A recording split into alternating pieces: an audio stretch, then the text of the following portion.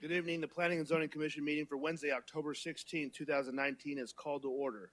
Will you please join me in the Pledge of Allegiance? I pledge allegiance to the flag of the United States of America and to the republic for which it stands, one nation under God, indivisible, with liberty and justice for all.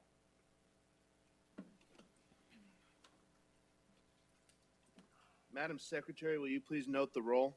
Commissioner Ellison is present. Commissioner Maloney is present. Commissioner Steiner is present. Commissioner Clymer is present. Chairman Bray is present. Commissioner Kish is absent, and Vice Chairman Barnes is absent. We have a quorum. Thank you, Madam Secretary. At this time, I'd like to entertain a motion to excuse Vice Chairman Barnes and Commissioner Kish from this evening's meeting, please. Mr. Chairman, I so move. Is there a second? Second. It has been moved by Commissioner Clymer, seconded by Commissioner Steiner, to excuse Commissioner Kish and Vice Chairman Barnes from this evening's meeting. Is there any discussion? Seeing none, all those in favor signify by saying aye. Aye. All those opposed, nay. Motion carries.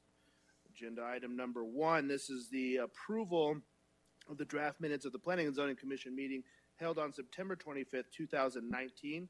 Those were posted online, and I'll entertain a motion for approval.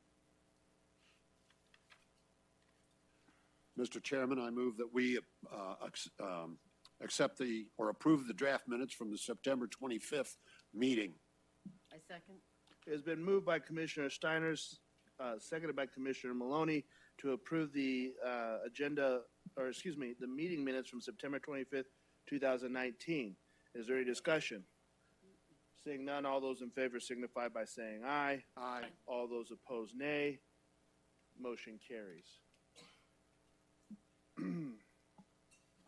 Public comments. Now is the time for citizens who would like to address the Planning and Zoning Commission on any non-agenda items. Are there any speakers cards? Anyone from the public wish to address the commission at this time? All right. Moving right along into disclosure of ex parte communication. This is an opportunity for commission members to disclose any ex parte communication they may have had prior to this meeting. Any disclosures at this time? No. No. Thank you. We'll move right into the public hearing portion of the meeting, and we'll start with agenda item number 2. This is the minor general plan amendment for Perryville and Southern area. Joe Schmitz is going to present, and I will open the public hearing. Welcome, Joe. Thank you, Mr. Chairman, Commission members. This first item I have before you tonight is a minor general plan amendment for the Perryville and Southern area of the city.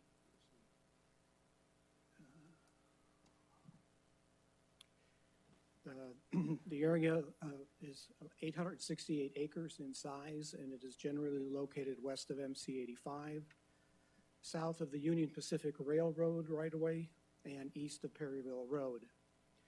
In this minor general plan amendment, there are no changes to the land use categories proposed. However, there is a change to the roadway plan that is in the general plan under the land use and transportation map to being changed to reflect the planned location of the SR 303 loop and SR 30 freeways. There we go. So here you have the amendment area with the railroad tracks on the north side, Perryville on the west, and MC 85 on the east boundary. This exhibit shows the current land use pattern in that area. As I mentioned, there are no changes proposed for the area under this minor general plan amendment. It is currently business and commerce, and it will stay, as proposed, it would stay business and commerce. The freeway alignments are generally represented on the general plan map. However, the Arizona Department of Transportation has conducted a environmental assessment report on the freeway. The freeway from I-10 South to MC-85 and from MC-85 east to Saraville. And they have approved a preferred alignment for the freeways and the traffic interchange. The proposed land use map reflects a little more specifically the location of the freeways and the traffic interchange. I would point out that although the lines are fairly sharply drawn on the map, that doesn't mean that they won't move. They could move slightly. That always happen, can potentially happen as plans are further refined and move from concept to actual construction drawings.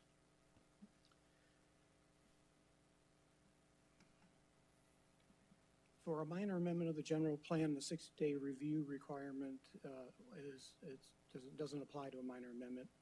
There was a public hearing on September 25th at the Las Brisas Academy School, although that was not a required public hearing. However, we considered it at the same time because of the other major general plan amendment that is on your agenda, since it is in the same area and also affected by the freeway alignments. And then this is the second public hearing on the matter,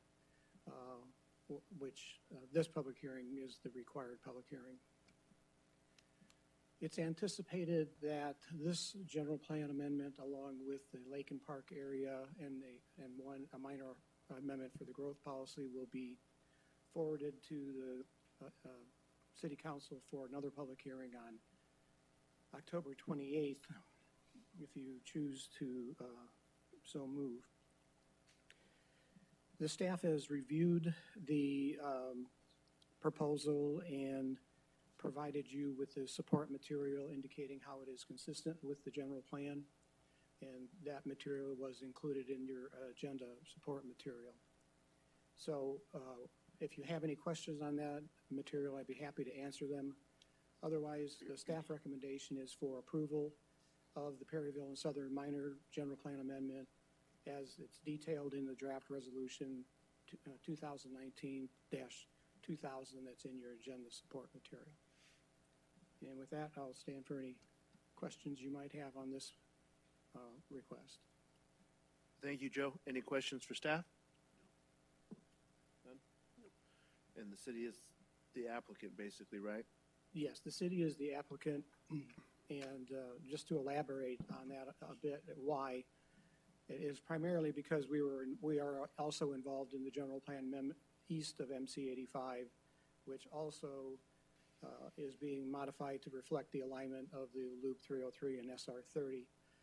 However, in that land use case, there is a change in land use also proposed, so it's a major general plan amendment, and it was handled separately.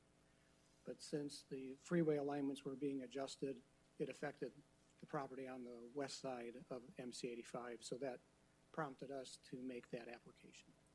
Okay. Thank you, Joe. Again, any questions? None? No. Are there any speaker slips for this particular agenda item? Anyone from the public wish to address the commission at this time on this agenda item? All right. Well, with that, I will close the public hearing and take a motion. Mr. Chairman, I move that we vote for and approve 19-700-0000022. Second. It has been moved by Commissioner Maloney, seconded by Commissioner Ellison, to approve the minor general plan amendment to Perryville and Southern area. Is there any discussion? Seeing none, all those in favor signify by saying aye. Aye. All those opposed, nay. Motion carries. Thank you. Agenda item number 3, this is the minor general plan amendment for the growth policy text. Joe is going to present on this as well, and I will open the public hearing. Mr. Chairman, Commission members, to give you a little background, there is a current policy, paragraph D of objective GD-2-2 in Chapter 5 of the General Plan which reads that the city should discourage rezoning land to higher intensities outside of the growth areas until infrastructure planning is in place and necessary resources are available. And last year, well, let me just touch on it. The growth areas, although this is a little bit on the small side, it's a little hard to see. They're identified in the general plan in that chapter by the areas that are circled. And the principle stated the way it is in the general plan says to discourage development outside of those areas if they don't have infrastructure planning. And the converse to that is we're actually encouraging development in the growth areas where there is infrastructure and there are current resources available. So, but the policy reads the way it does. And last January, the City Council had expressed some concerns and reviewed the policy at their January 28th City Council work session meeting. And there were some concerns expressed that the policy as written might be too restrictive and actually could prohibit growth in some areas where growth might yet be appropriate. So staff was directed to consider a revision to the policy, and that is what we are presenting tonight. The revised policy removes the reference to the areas outside of the growth areas and adds and otherwise leaves the first part of the policy intact, but we've added the language that says unless a plan to develop the infrastructure necessary to adequately serve the area is identified during the rezoning process and its implementation in a timely manner is guaranteed by appropriate stipulations and development agreements. What that essentially says, if a development is occurring in an area where their infrastructure planning has not yet been done, then it would be an obligation on the part of the developer to develop an infrastructure plan for the area as part of the rezoning process. And it makes it clear that that obligation would be there. The policy essentially still discourages development in areas that lack infrastructure or necessary resources, but it does allow rezoning to proceed under certain conditions. And again, that's what I just stated, an infrastructure plan that's developed concurrently with the rezoning process by the developer and appropriate stipulations and development agreements that ensure implementation of the infrastructure in a timely manner. And a timely manner really references in concert with the development that's being proposed.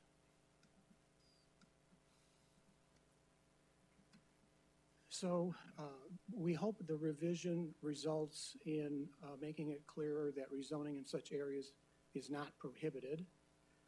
The entitlement process is allowed to proceed subject to certain conditions. Development would still be responsible for absorbing the cost related to growth, which is cited in another objective in that chapter.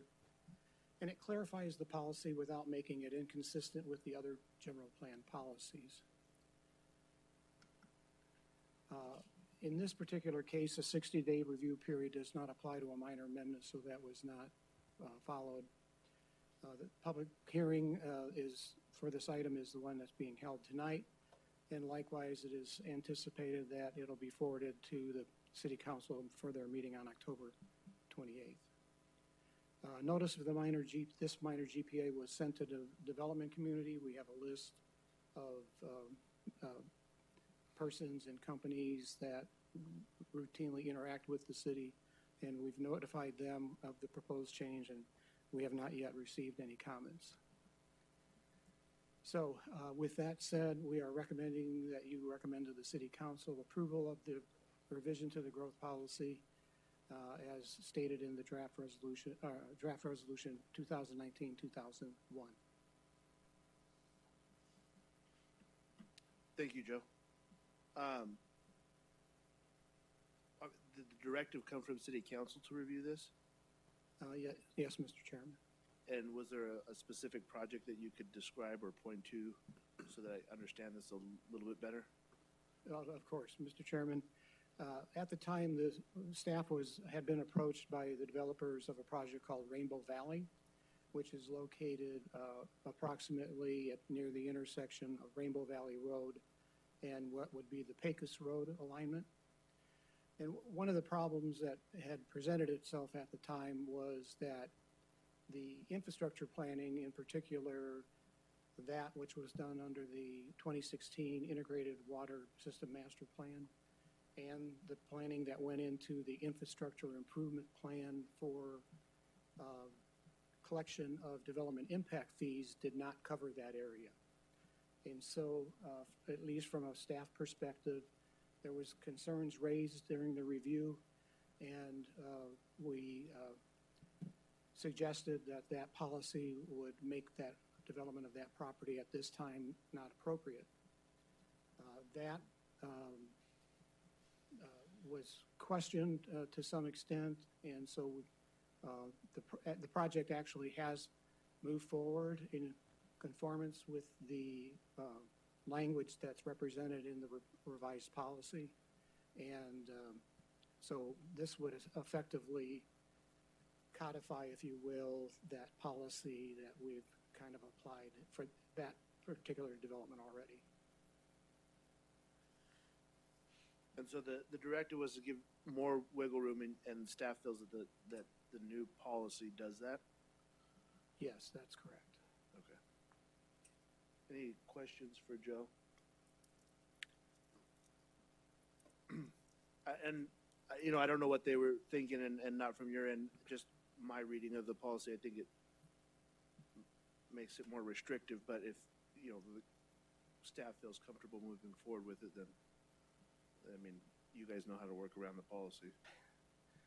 Well, Mr. Chairman, I would add that it is still somewhat restrictive in that it still promotes a policy of not encouraging development significantly beyond the fringe of existing development. So in that respect, it is still somewhat restrictive. However, it is less restrictive than it is as presently written in the general plan. Thank you. Appreciate that, Joe. Any other questions? Any speakers cards? Comments from the public on this particular agenda item? Seeing none, I will close the public hearing and take a motion. Mr. Chairman, I move that we approve Amendment 19-700-00003. Second. Been moved by Commissioner Clymer, seconded by Commissioner Steiner to approve the minor general plan amendment growth policy text.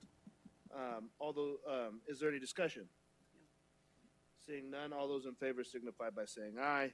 Aye. All those opposed say nay. Motion carries. Agenda item number 4 is the major general plan amendment for the Lakin Park area. And Joe is up to present again, and with that, I will open the public hearing. Thank you, Mr. Chairman. So this is the third and last item I have for you tonight, and it is the general plan amendment that we touched upon briefly with the Perryville and Southern Amendment. And it's for an area that we're calling the Lakin Park area, primarily because of a large land holding within this area that is owned by the Lakin Cattle Company and is being proposed for development and rezoning in another item on your agenda after this one.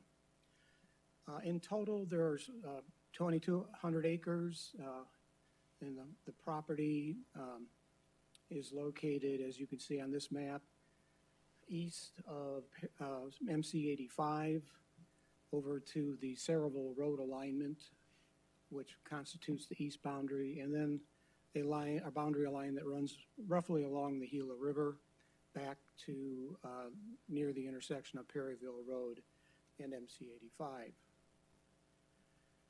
This proposed general plan amendment would change certain land use categories in cooperation with the owners of about 39% of the area, or 892 acres.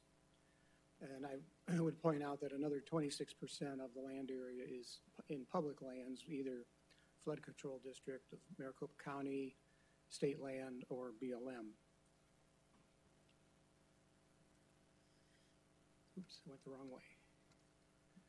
So, as I mentioned, there is a proposed change to the land use categories, and there's two other primary changes that are occurring. One is certain lands that are in the floodway being designated as open space, and modification of the freeway alignments for Loop 303 and SR 30 to match the recent design concept report done by ADOT.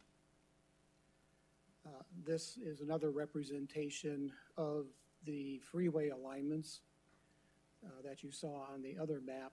The Lakin property runs along in this area and northward to MC 85. And then there is another property over here that has been referenced as Goodyear 82. And when it was, when the whole property was in one piece, it was referred to as Goodyear 142, but that property has been split. But the owners of that property as well as Lakin property have cooperated in proposing this general plan amendment.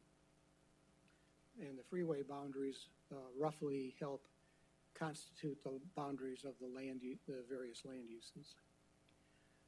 Likewise, this is a map of the floodplain in the area, and the area that's in the red is considered floodplain.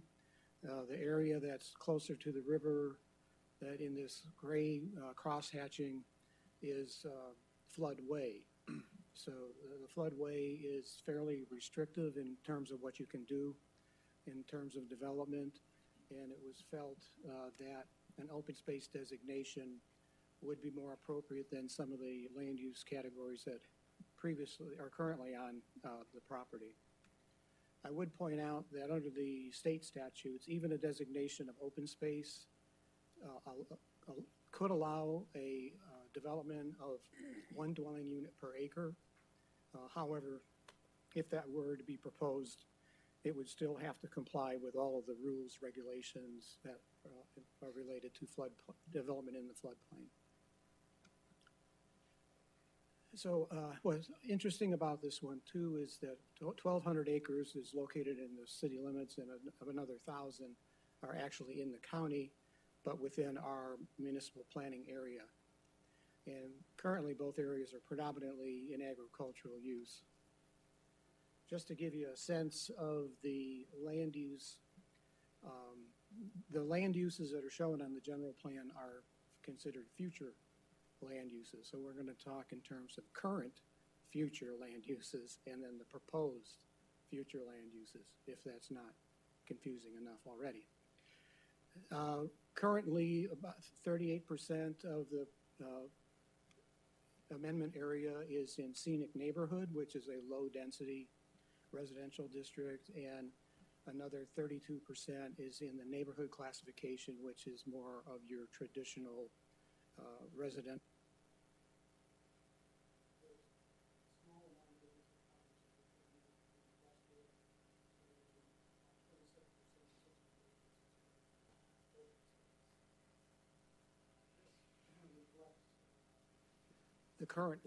The current future land uses on the property. And then the next slide that I'll put up after this table shows the proposed future land use. So you can see where the change, where there was no industrial before, now there is 685 acres proposed, where there was very little business and commerce, 297 acres are proposed. And the categories in residential, the scenic neighborhood and neighborhood have been reduced significantly. And the open space has almost doubled from what it was previously. And this is the map that shows how it would be configured after the changes are made. So the basic principle that we applied here is that land adjacent to freeways is probably more compatible if it were developed with non-residential rather than residential uses. And so in conversations with the property owner, even though the current general plan suggested residential was appropriate, we felt, and they ultimately agreed, that an industrial category would be acceptable and be compatible with the freeway development. So this just gives you a feel for the change in acres. The scenic neighborhood was reduced by 700 and the neighborhood by 600. And then there were increases in the other categories to offset those. This slide tries to give you a little bit of a feeling. This area was scenic neighborhood, and now it's still has some scenic neighborhood, but it has more open space and some business and commerce and industrial than it had before. As I mentioned, we feel the land uses are more compatible with freeways, railroad, highways, MC-85, high voltage electric transmission lines, floodplain, and gas transmission line. There was a lot of factors in this area that work against residential development. The change will result in an increase in employment land use, and that would benefit the general plan's jobs to housing ratio. The timing is good due to market demand for employment uses. In the past, sometimes it's been difficult to get land to develop as planned because there may not be a market at that point in time, but market appears to be there now. And I forgot to change the slide about the no action. We are asking for a recommendation tonight. We conducted a 60-day review, which involved notifying other jurisdictions and agencies. We got no negative comments as a result of that, and it concluded on September 6th.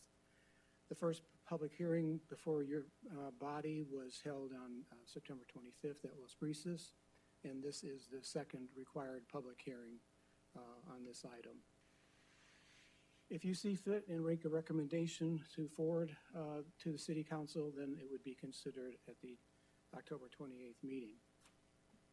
Much like the other general plan amendments, there's extensive material in your agenda support material outlining the rationale for the changes and how the proposed changes conform to the criteria for amendments in the general plan.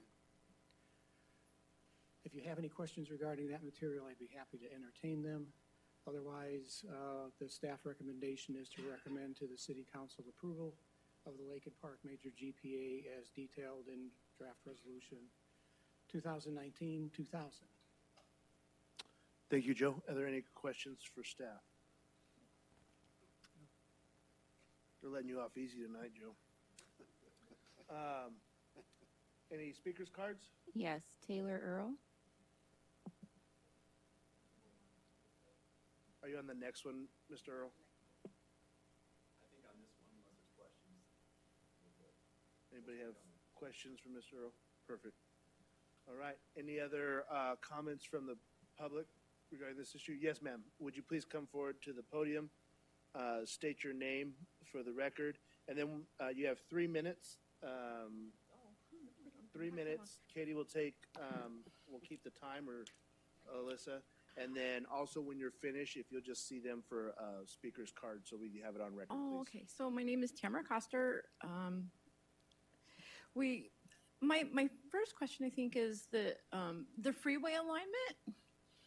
I've never seen the way that it's depicted on these drawings, like the one that was two times ago, and this one. I've never seen the freeway drawn up like that in that area. We went to the last meeting at, I think it was a Canyon Trail School or something like that, and we talked to them, and we looked at all their drawings and stuff, and it did not reflect the freeway interchange where it currently is in them two drawings. So I'm just kind of wondering if that's a done deal and they've never come back to the general public and let us know, or where he's actually getting the information from.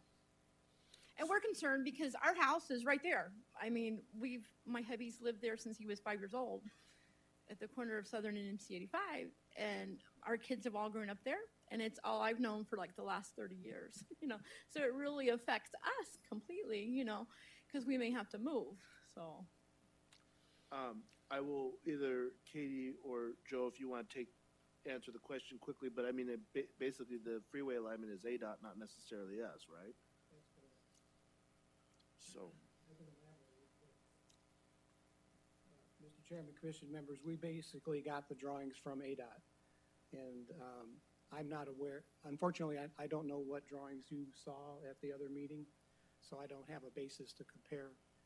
But we got the information from ADOT, from their project engineer for the project, and so we tried to represent it as best we could in conformance with what they had proposed. So that, I mean, bottom line is that was an ADOT decision, one that we don't necessarily control. I'm sure maybe Joe could put you into contact with the right personnel or staff at ADOT. Mr. Chairman, I would also point out that the project, it looked like the project was moving forward a little quicker than it is at the present time. The freeway was in the most recently adopted 5-year plan by ADOT, having it developed in 2021, 2022. That has been pushed back. Now the Transportation Improvement Program that MAG has put together is projecting that the freeway will be open to traffic by 2030. However, they have put money into the budget for advanced acquisition of right-of-way. So the project will continue to move forward. And I'd be happy to share all of that information with you. Oh, okay. Okay. If you leave me. Oh, okay. Anybody else from the public on this agenda item? All right. Seeing none, I will close the public hearing and I will entertain a motion.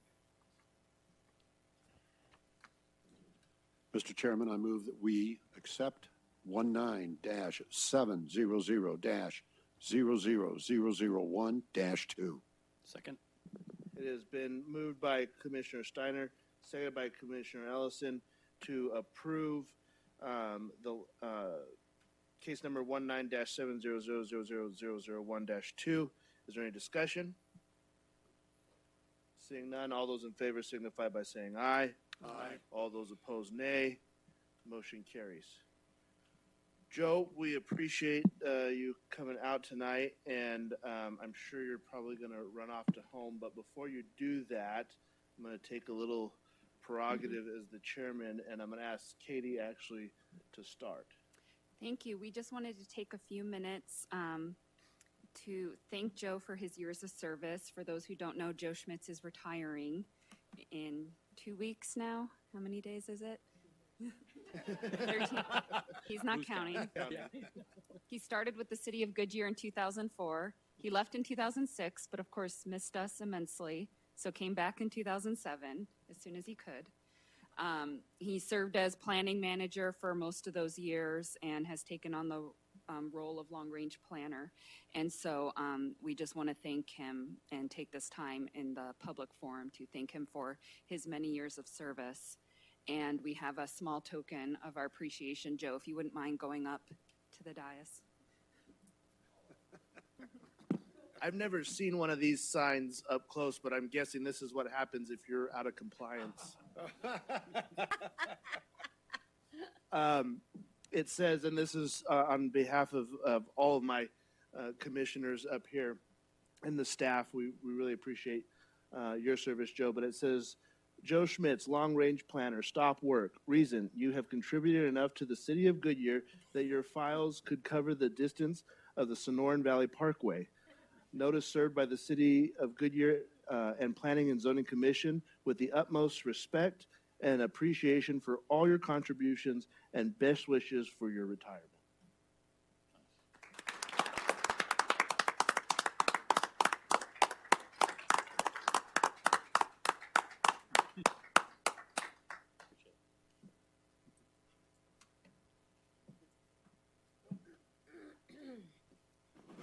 And Joe, I couldn't thank you enough for your work. Don't go too far here because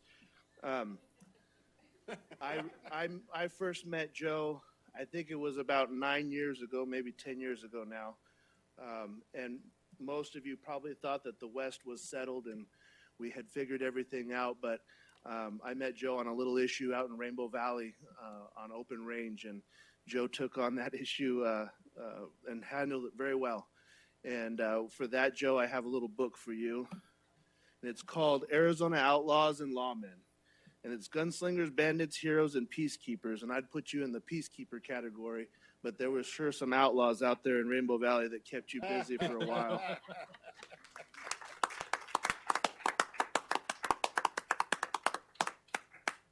And then just a little book that I had found along the way somewhere, but this is a little history of Goodyear, and it's got some pictures of past and present, and so something to remind you of home no matter where you land in your retirement. Good. Thank you, Joe. Much appreciated. One more round of applause for Joe. And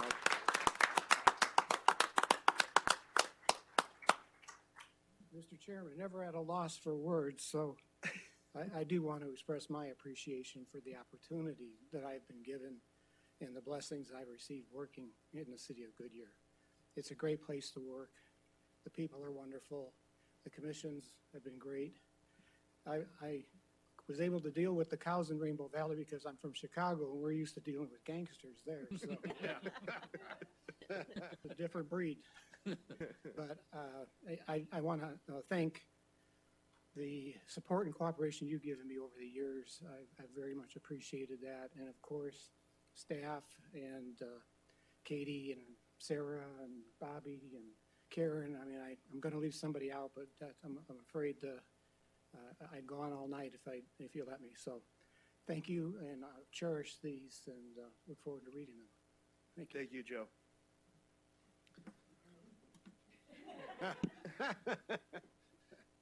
And thank you guys for letting me stray from the agenda. With that, I will go on to agenda item number 5, and this is the Lake and Property Rezone, and Alex will present. He meant to add my name too, but he forgot.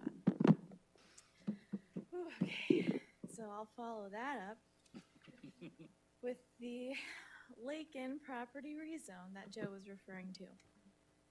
So this request is to rezone approximately 696 acres. The property is currently zoned agricultural urban, and it is located south of MC 85 on the east and west sides of Cotton Lane, identified in the red on the right side of the screen. To the north is MC 85 and the Union Pacific Railroad. North we have Hudamaki, which is part of the El Cedro PAD, designated for industrial use. On this northeast side, there's the Goodyear Crossing Industrial Park, which currently includes the Amazon and Macy's distribution centers and where Anderson Windows is currently under construction. On the northeast corner, Joe referred to it a little bit, but the Goodyear 82 property, which is currently designated preliminary PAD. So it's Riverside Park Preliminary PAD, which was zoned in 2005. That PAD proposed the property for residential development. So preliminary PAD is not finalized zoning, so any development on that property would need to come in for a rezone.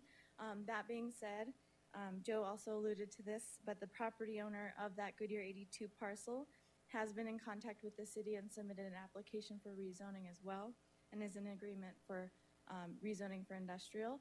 So you will be seeing that in the next couple months. To the south is the Heel River, and then to the west is County, and then the future 303 and SR 30 exchange. The applicant had originally submitted an application for residential development, which was in line with the existing general plan designation. However, as Joe mentioned a little bit today, and the development constraints that are included on the screen, which were provided by the applicant, staff expressed concerns about residential uses. So you can see that SR 30 corridor that was planned right through the property. We have MC 85 and the railroad on the northern boundary. You can see this green line is an electrical line easement. There's Buckeye Canal that runs through, and then the property is in that flood zone that Joe is also referring to. So based on these restrictions, staff had recommended a different use other than residential for the property owner, and the applicant did agree with staff's recommendation, which is why staff initiated the zoning or general plan amendment, which Joe presented to you tonight. So the rezoning request before you is, let's see, 644 acres of industrial development. This is all encompassed within a PAD document. 35 acres of flex zone use, which includes commercial and industrial uses. That flex zone was created to allow for commercial development along Cotton Lane, or continue the industrial development to allow the industrial development to encroach in those flex boundaries without having to lock in any zoning boundaries at this time. Within the flex zone boundary, the PAD does allow for a fire station, which was previously discussed with the fire department. It's currently not a committed site, but in the future, if the city does decide to utilize the property, there's no need for any rezoning action, so a PFD district is allowed within that flex zone boundary. So whichever use is utilized within the flex zone, the corresponding development standards will apply. There is 15 acres of multifamily in this corner. Due to the restricted access to this parcel, there's limited feasibility of uses on the property, so the applicant proposed multifamily. We incorporated the MF24 district to allow for a higher density, but we also did incorporate additional design standards in case the property does develop as single-family rentals, which staff has reviewed in the past and got that direction from council to incorporate additional design elements. And then it should be noted that this portion with the multifamily in Joe's general plan amendment was designated as business and commerce, which does allow for multifamily development. This is a little difficult to read, but these are the development standards for the districts permitted in the PAD. The multifamily and commercial districts are reflective of what the city currently requires in the zoning ordinance, but the industrial district standards are modified to increase the height. And then the PFD district reflects exactly what the zoning ordinance requires. An alternative citizen review process was utilized for this request. Postcards were sent to property owners within 500 feet of the subject property. To date, neither staff nor the applicant has received any comments, questions, or objections to this request. With the approval of the general plan amendment, which was presented to you by Joe, this request will be in conformance with the general plan as proposed. And as stated in the staff report, staff finds the rezoning in compliance with the city's standards and recommends approval subject to the stipulations included in your draft ordinance. That concludes my presentation. The applicant is here and available for a presentation and any questions you might have. And that's it. Thank you. Any questions for staff? None. I don't know. I don't think I opened the public hearing, so I'll open that. Just so that's done. The attorney, I don't get in trouble with the attorney. The applicant's here, you said. Do you wish to address the commission? We have a long agenda, so think about this. Any questions for the applicant? No. No. Anybody wish to see his presentation? Perfect. Is there any speakers cards on this item? I have two. Tamara, did you want to speak on this? Okay. Taylor Earl, you want to speak, so that's it. Anybody else from the public wish to comment on this particular agenda item? Appreciate that, Mr. Earl. With that, I will take a motion. Mr. Chairman, I move to approve item number 18-200-00014. Second. It has been moved by Commissioner Maloney, seconded by Commissioner Clymer to approve the major general plan amendment to Lake and Park area. With that, is there any discussion? Seeing none, all those in, did I forget to close the public hearing? No? We're good? You said the general plan amendment. Oh, sorry, Lake and Property rezone. Okay, you guys made a motion on the Lake and Property rezone. There was a second and amendment and all that, so any discussion? Nope. All those in favor signify by saying aye. Aye. All those opposed, nay. Motion carries. Thank you, guys. Agenda item number 6 is the Harley-Davidson Comprehensive Sign Package and Use Permit, and Katie's going to present. Yes. Thank you, Chairman and members of the Commission. Open the public hearing. Did you open Oh, the public hearing. Sorry, I'm half asleep tonight. As stated, this is a request for a comprehensive sign package and a use permit for freeway pylon sign for Harley-Davidson. The zoning ordinance requires that to approve a freeway pylon sign, there has to be a comprehensive sign package as well as approval of the use permit, which is why there's 2 cases associated with this. The comprehensive sign package is only covering this freeway pylon sign, so it's just a different type of comprehensive sign package than we typically see. The project is located along Interstate 10, approximately at the intersection of McDowell and 159th Avenue. If you've been by the area, you've probably seen the building under construction. The proposal, or this is a copy of the approved site plan, and one thing I did want to point out with this is I know the details are a little difficult to see, but the current building that's being built is only about half of the property. The Harley-Davidson does own additional property that could be developed in the future.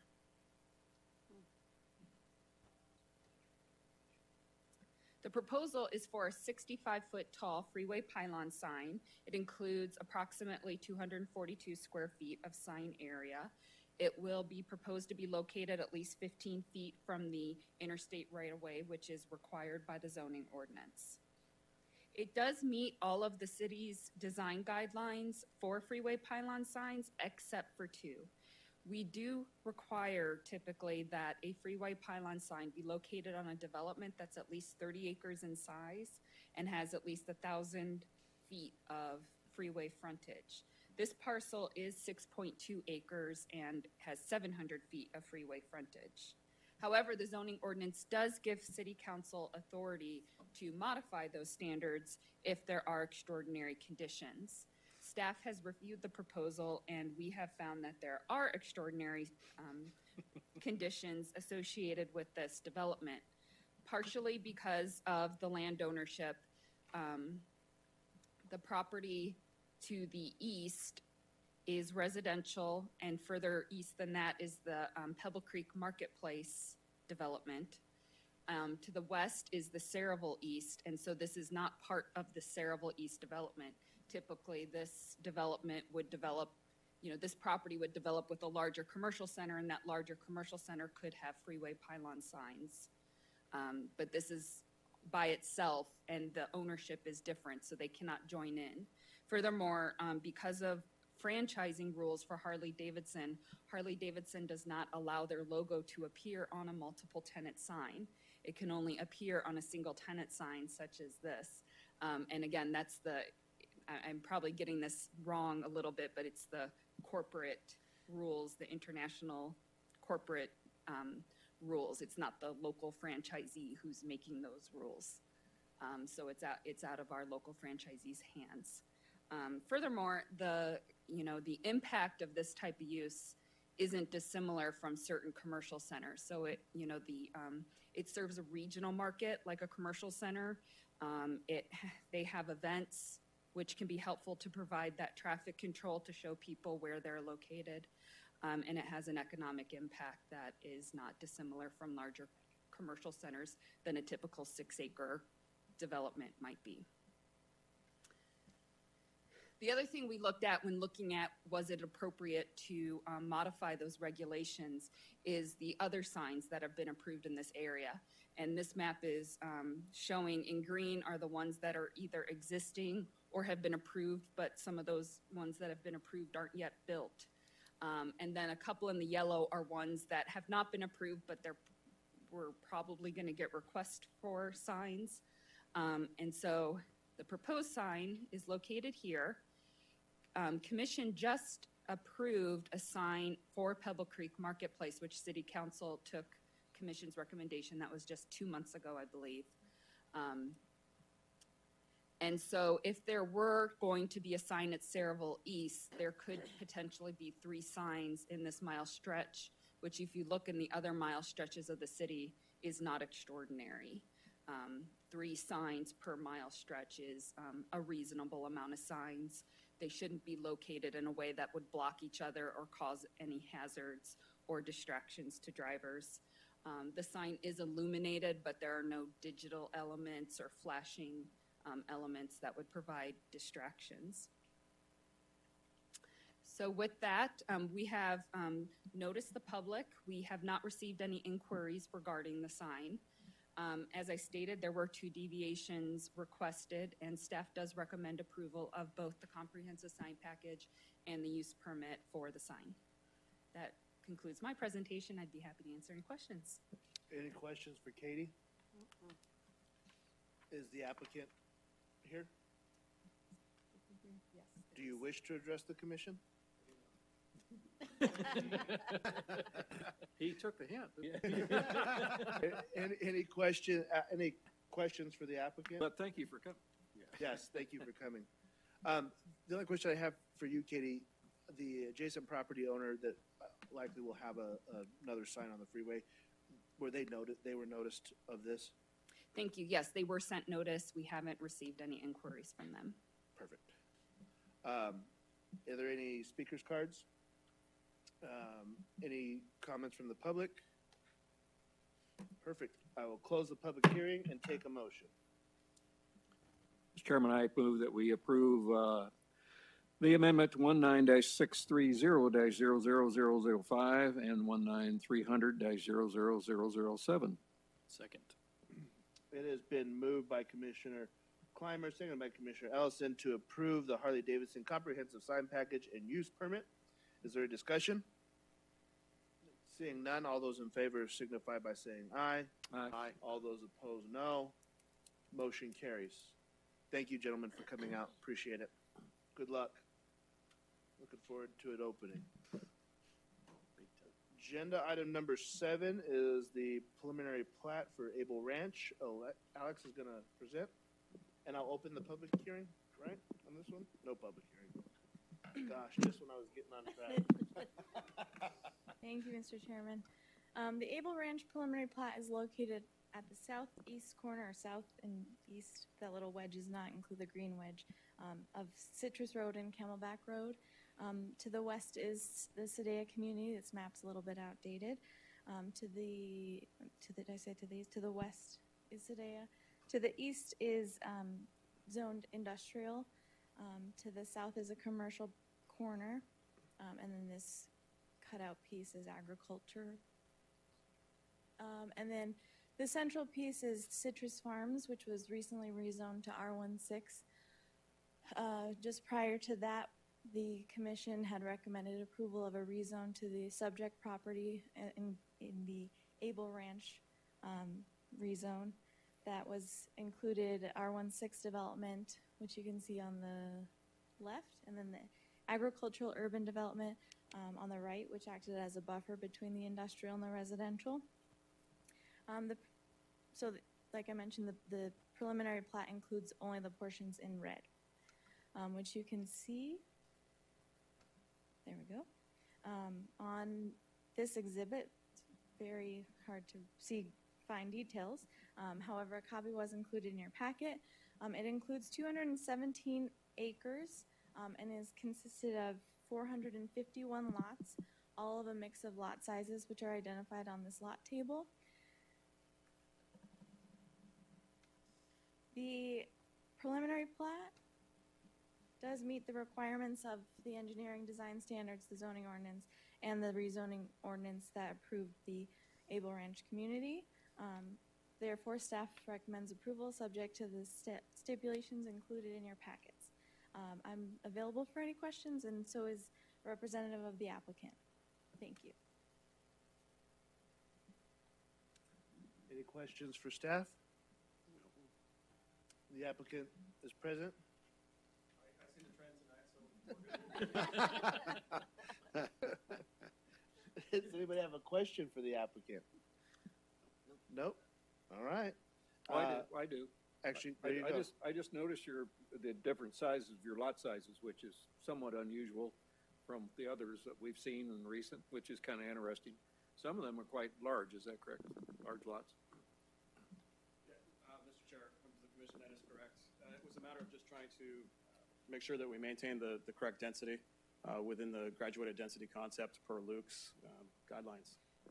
So it was a good mix of all of the different lot sizes to make sure that we could maintain, like I said, that just over 2.0 dwelling units per acre density.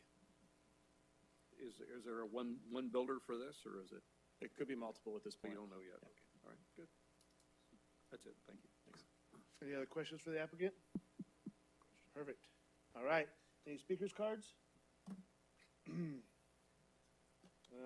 No comments from the public, right? Any comments from the public? None? Perfect. I'll take a motion. Mr. Chairman, I move that we approve 19-500-00007. Second. It has been moved by Commissioner Steiner, seconded by Commissioner Maloney to approve the preliminary plat of Able Ranch. Is there any discussion? No. Seeing none, all those in favor signify by saying aye. Aye. All those opposed, no. Motion carries. Thank you, gentlemen. Have a good evening. Agenda item number 8 is the airport gateway at Goodyear comprehensive sign and program amendment. Karen, you've been waiting patiently all night. Thank you, Mr. Chairman. Good evening, Commissioners. CTCA is part of the Airport Gateway at Goodyear Comprehensive Sign Program. And that sign program covers the area from Bullard down to Van Buren, up 143rd, across Celebrate Life Way, and right up along the eastern boundary of CTCA and across I-10. CTCA recently purchased this 40 acres right over here. Their current request before you tonight is to amend the Airport Gateway Comprehensive Sign Program to add in that 40 acres. They would also like to receive approval to locate an off-premise CTCA sign on that 40 acres. And technically, even though CTCA owns the 40 acres, because that 40 acres is not the site of the hospital, the sign is considered off-premise. This is the sign they are proposing. Obviously, it is a sign for Cancer Treatment Centers of America, but however, you will notice the tenant panels on there. And that is how staff was able to support an off-premise sign, in that it will not just be for CTCA, but it will provide location and advertising for the future development of that 40 acres. Staff is asking the commission to recommend approval of the comprehensive sign program amendment to add in those 40 acres and allow that off-premise sign subject to the stipulations in your staff report. I'd be happy to answer any question, and the applicant is here, but I'm sure they're not going to speak. You were done. Thank you, Karen. Any questions for staff? None? Do you want to speak? If you want. Any questions? Any questions for the applicant? No. None? Any speakers cards? Any comments from the public? Perfect. I'll entertain a motion. Mr. Chairman, I motion we approve number 19-630-00003. Second. It has been moved by Commissioner Maloney, seconded by Commissioner Steiner to approve the Airport Gateway at Goodyear Comprehensive Sign Program Amendment. Is there any discussion? Seeing none, all those in favor signify by saying aye. Aye. All those opposed, no. Motion carries. Agenda item number 9, this is a preliminary plat approval for Elwood Logistics Center. And Karen, Thank you again. thank you guys for coming. The subject property for Elwood Logistics Center is at the southeast corner of Elwood Street and Saraville Avenue. That is the Perryville Village community to the north. The property is surrounded on the other three sides by existing industrial development. And the subject property is also zoned light industrial with a PAD overlay. Previously, back in 2008, the City Council approved the Perryville Crossing Business Park final plat on this property. And it had probably at least 10 small lots, maybe up to 15 lots on it. But although it was approved, it was never recorded. But under the zoning ordinance regulations at that time, that council approval remained intact. Now they expire if they don't get recorded, but it remained intact. So there's two parts to this request. Council is going to be asked to rescind that final plat upon your recommendation if you choose to do so. And they are also requesting a preliminary plat for the current owner's proposed development, and that will consolidate 8 underlying parcels within that subject property boundary to facilitate the development of a 1.3 million square foot spec distribution warehouse on the property. This would be the largest building that we have in the city. They've gone through the site plan approval process, and that was granted. And they are currently under building permit review for that project. And staff is asking the commission to recommend approval of the rescission of that final plat that remains intact on the property, and to recommend approval of the preliminary plat for Elwood Logistics, subject to the stipulations in your staff report. Thank you, Karen. Any questions for staff? You seem like you have one. Yeah. It's a gigantic space by homes. I don't know if there's a question in that, but it just seems. In my head, is that like 30 acres under roof? I can tell you, I can't tell you acreage, but by comparison, the Amazon distribution facility a little bit to the west is just under 1 million square feet. So a little bigger than that. But Commissioner Ellison, in terms of your question about it, I can tell you that when the property was rezoned to light industrial with the PAD overlay, we went through a lot of meetings with the neighbors, with the residents from Perryville Village. And the Elwood Logistics property owner worked with them very hard. It was definitely a consensus. They were okay with that building being there because the owner has agreed to depress the dock area so that all those trucks will be below the elevation of Elwood Street. There's going to be a significant amount of screening, both from a 8-foot masonry wall, as well as a significant amount of landscaping, a 40-foot landscape easement along Elwood Street. They're have agreed to paint it in colors that are true desert colors, as opposed to some of the lighter buildings that we see now as the kind of norm. But it was really a good process of cooperation, and I believe it will be okay. Understand your concerns, and we had those as well, but the city and the neighbors and the property owner all worked a long time on And this coming was to a 2008? consensus. No, this was,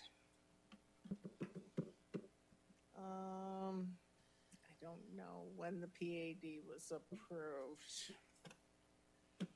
It was 2006, Perryville Crossing, 2013.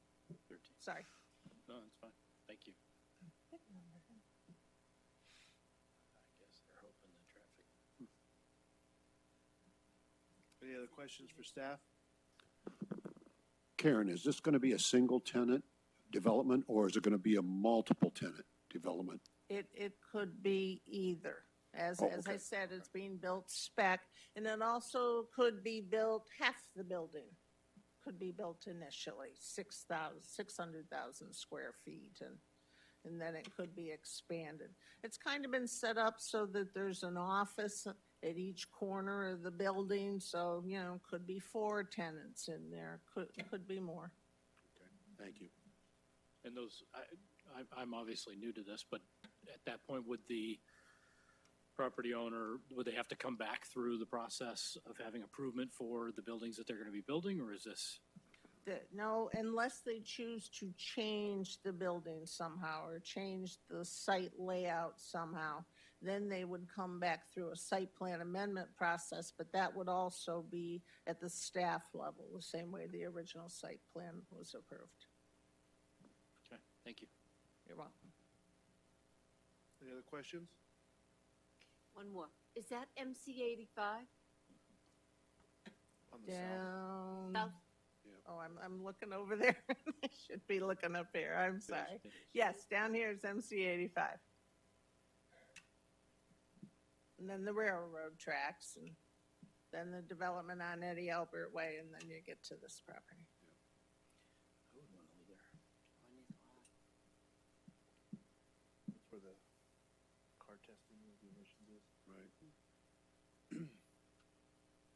Anything else? Is the applicant, would you like to address anything at this point in time? Questions for the applicant? All right, Thank you. thank you. Any speakers cards? Anybody from the public wish to address the commission? Perfect. I will entertain a motion.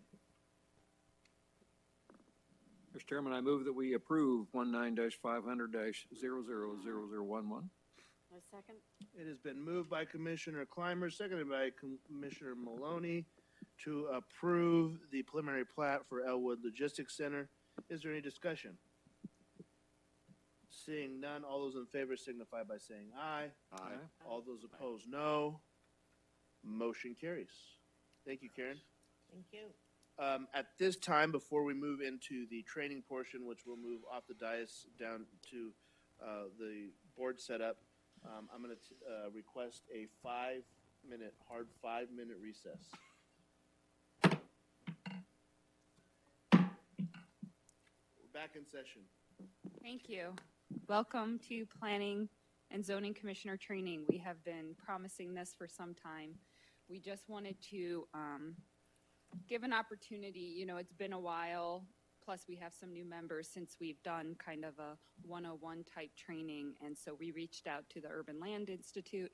They hooked us up with Dean Brennan, and I apologize, I should have a more formal bio, so hopefully Dean can give his background, but I can tell you that he is definitely a patriarch of the planning profession here in Arizona and has a long legacy of planning in our profession here in Arizona. So I was very excited when Dean's name was suggested, because I'm sure he was a wonderful presentation.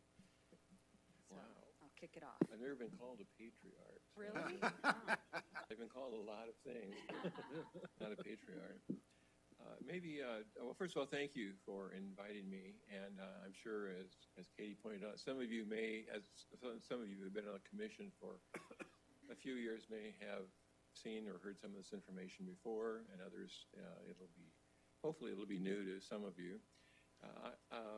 If we could just, I can see your names. I was going to ask you to introduce yourselves, but I can see who you are. But I just wonder if we could go around, if you could say how long you've been on the commission, and then how long you've lived in Goodyear. Okay. So Brian Ellison, I've been on the commission for 3 months, Oh, I think. okay.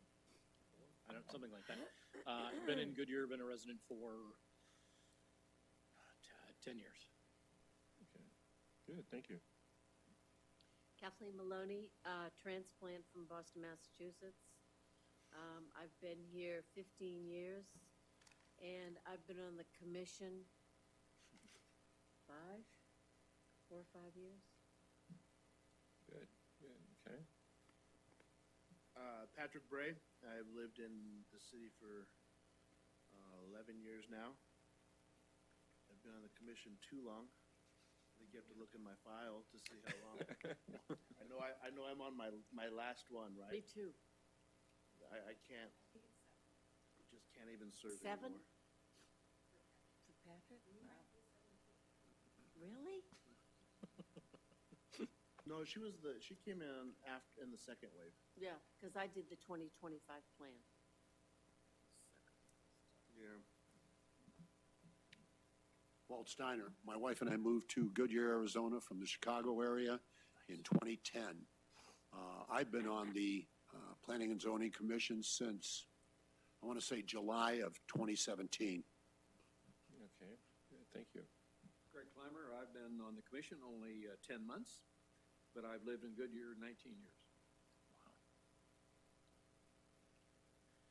So we have a couple of relatively new people, and the other 3 here have all been on the commission for at least a few years. So you're probably familiar with a lot of what the commission does.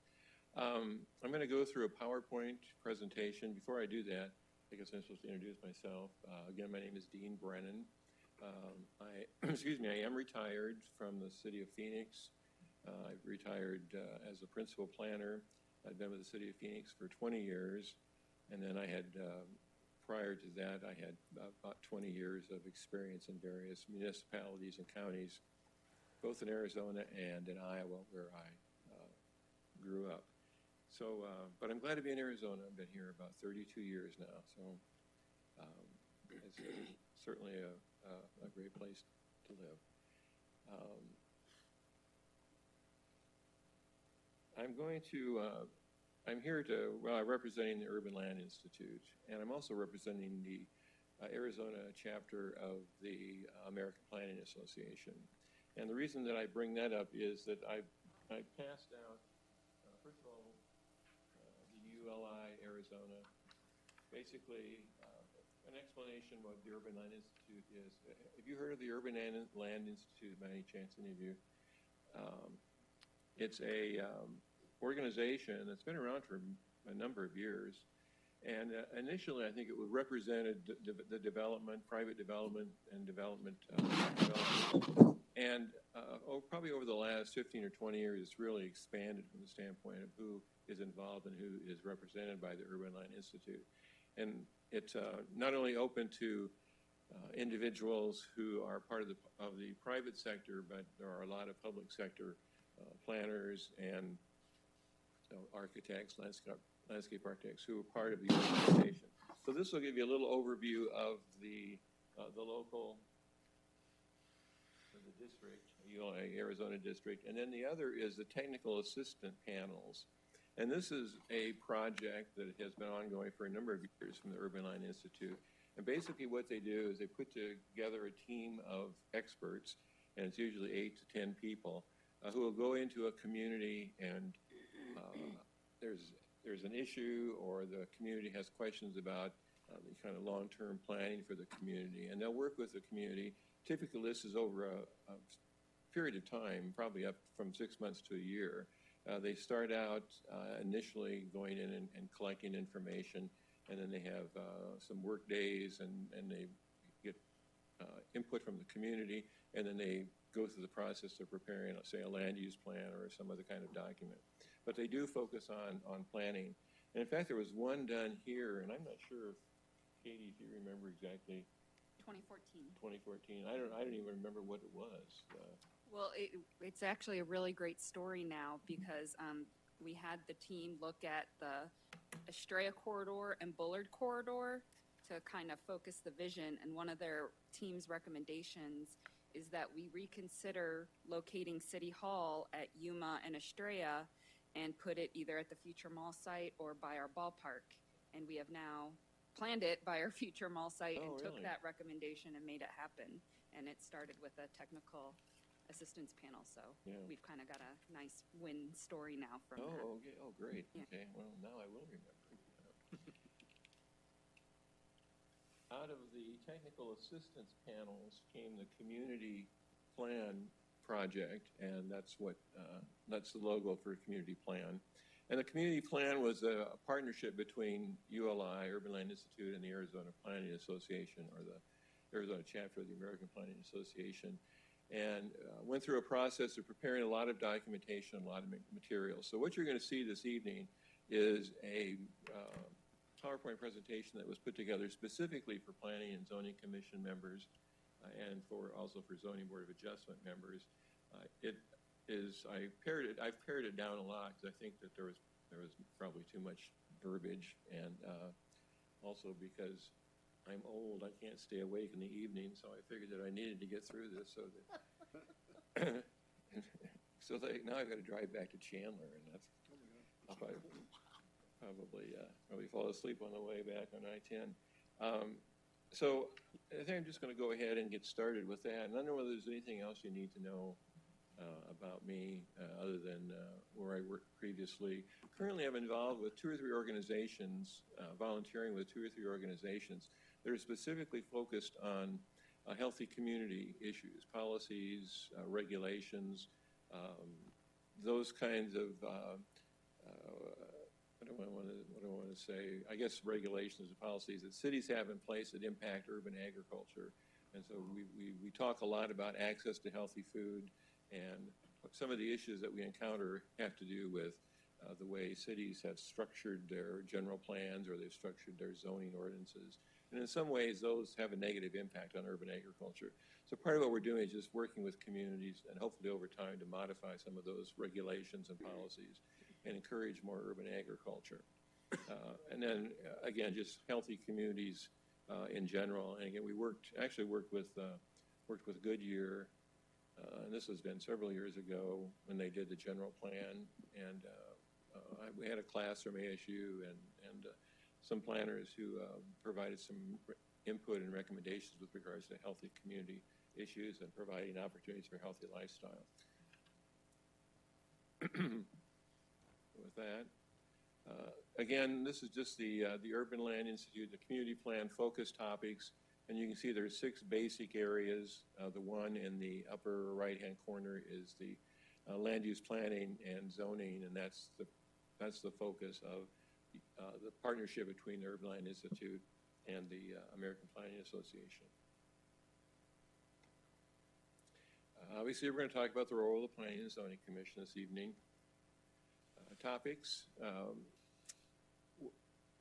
and we'll touch on some of these pretty briefly, because I think probably, again, many of you are familiar with some of the roles of the Planning Commission and the responsibilities of the Planning Commission. But first of all, why have a Planning and Zoning Commission?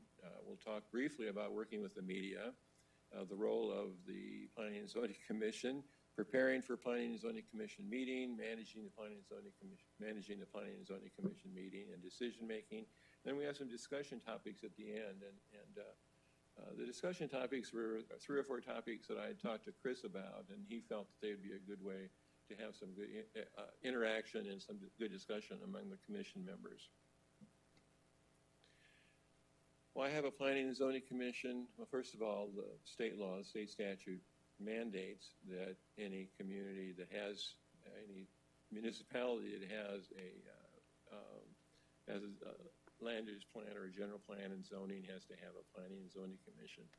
And I think that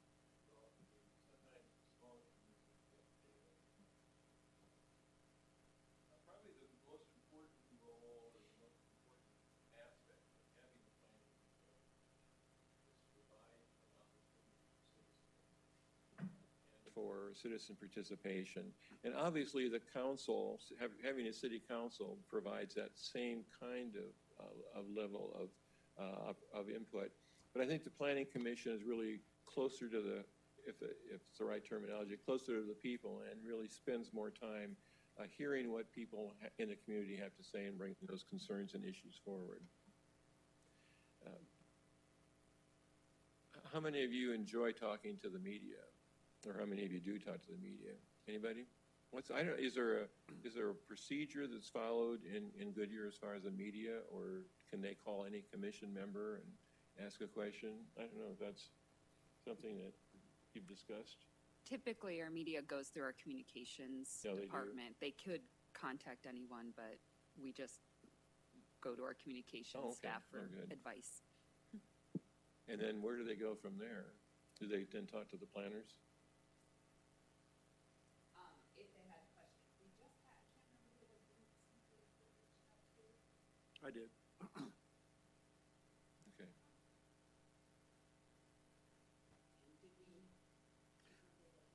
Well, anyway, I actually am going to meet with the person next week, but it's on a variety of topics, but, and he and I have talked over the last couple of years on various things anyway, Okay. even prior to me being on the commission. Yeah, most planning commission or commission members generally prefer not to talk with the media and feel more comfortable actually having either the communication person from the city or one of the city planners talk with the media. So it's really it's kind of a balancing act. It really depends on the commission, the city, and then individual commission members. But you do not, I think that's maybe the big point, is you do not have to speak with the media. They certainly can call you or stop you in the hall or talk to you before a meeting. But again, you do not at any time have to speak with the media. The role of commission members, and I've got 3 or 4 slides dealing with the role of commission members. I think first of all, it's really important that, and I'm sure you all recognize this, but it's important that that you treat the public, you treat the applicants and fellow commission members and staff with respect. And this is something that I've found in my 40 years of working with cities and counties that people really pay attention. When I say people, for people from the community who come to commission meetings really pay attention to that interaction between individual planning commission members, members of the public, and other individuals who are attending meetings, interaction with the staff, and so on. So it's really important to make sure that you act professionally and that interaction is always certainly polite, but in some cases people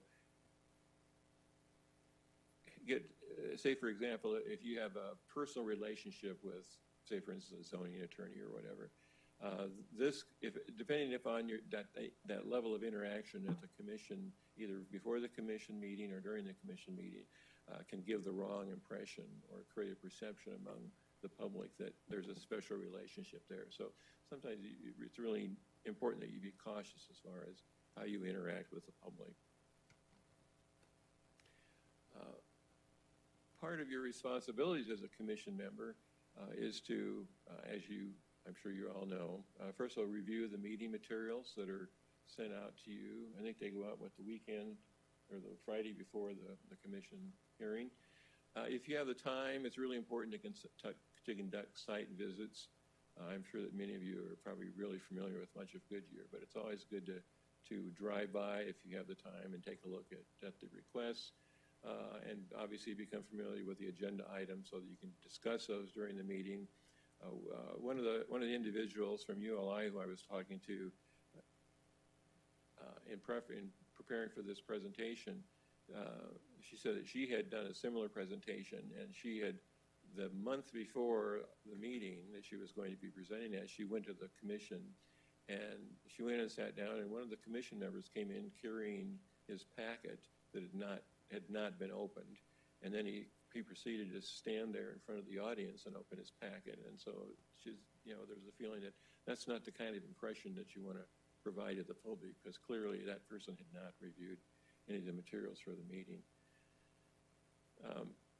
The general plan, is the basic planning document, as planners kind of refer to it as the Bible for the community and for land use planning in a community.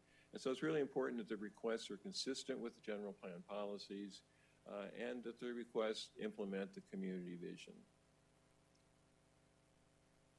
And of course, if you have any questions, always refer those to city staff. During the meeting, again, it's really important to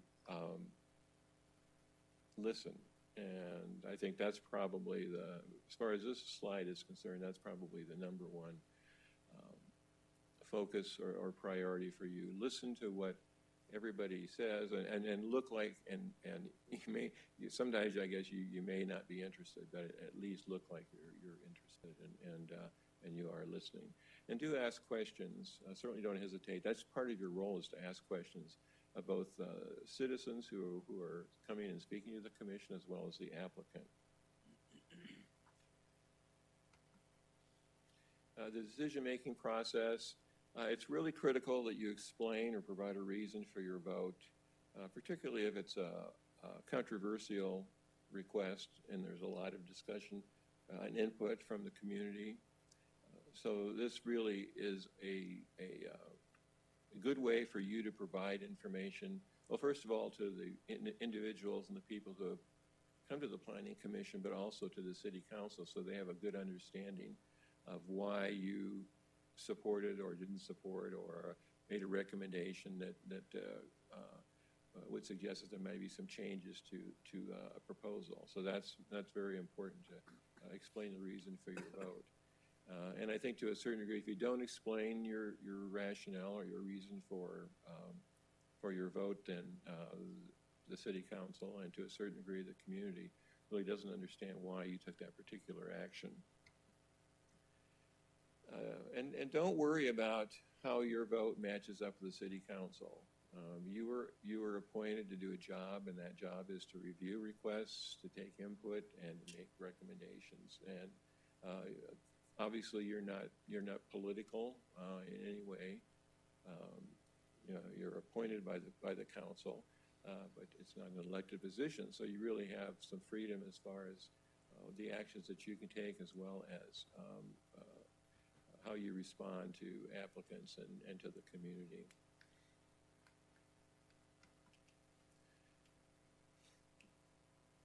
So one of the most important, and again, as I'm looking at this probably from the standpoint of having been a staff person for a number of planning commissions, is that the staff is really critical to what you do. And clearly, as I'm sure Katie can testify, the staff spends a lot of time working with the applicants, working with the community, reviewing the submittals that are provided, and collecting data and putting together a staff report. And that staff report is really the information, hopefully the information that you need to start thinking about a project. And of course, you're going to receive more information during the commission meeting. But again, working with the staff is really very, very critical. And one of the handouts that well, wait a minute, wasn't it? You should have received this in your packet. This one's you and your staff. That one, you know, if that one went out. If not, we can.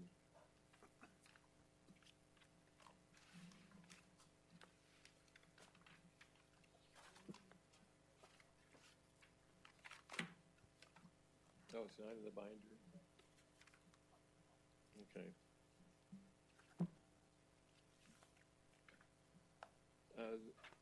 This is from the again from the American Planning Association. It's called the Commissioner, and this is a section of Planning Magazine. The American Planning Association publishes a monthly magazine, and generally they have a Commissioner section. Anyway, this was one that was in the date isn't on this one, but it really provides and identifies, I think there's 4 or 5 critical roles that city staff plays in the process. I'll just run through those. The staff is responsible for preparation of staff reports and providing materials to the commission. The staff assists with keeping meetings running smoothly. They provide commission with training opportunities. They ensure the materials submitted for action by the commission are complete, and they comply with the legal notification process. Again, they play a really critical role, just not only providing the information to you, but answering questions and getting additional information. And so I really urge you to take advantage of their, and I'm sure you probably do, take advantage of their skills and their knowledge. And really, from the standpoint of getting questions answered, it makes a lot more sense to ask those questions prior to the commission meeting and have the staff either answer that question prior to the meeting, or in some cases they bring the information to the meeting and can answer the questions at that point.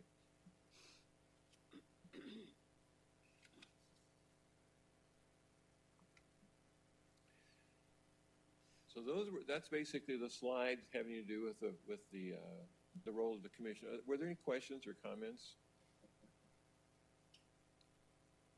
Okay.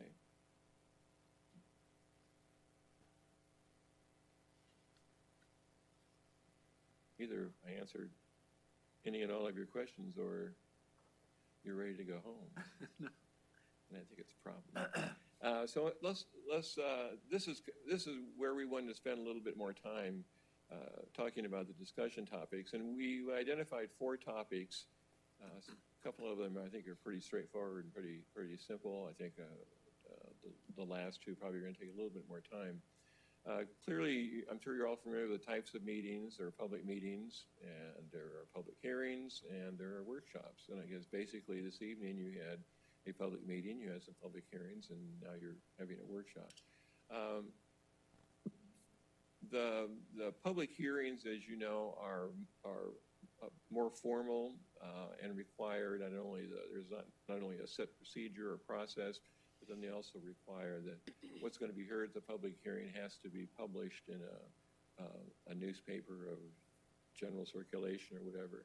So and that's typically zoning cases and general plans. Although I think there's a way to get around having to publish the whole general plan.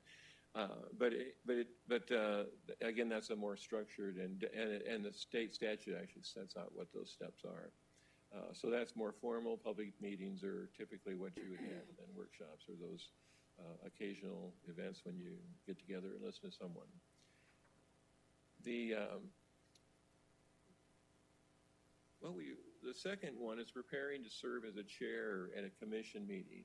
And the reason we put this on the list was that, first of all, there's probably opportunities when the chair, and I don't chair is not available. And you have a vice chair, vice chair, okay. And but the vice chair then would cover the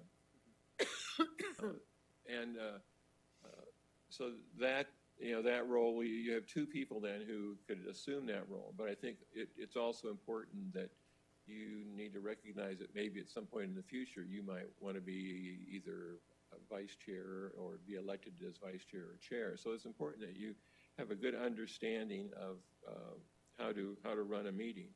And there are basic there's basic rules as far as running a meeting, and that's Robert's rules of law or whatever.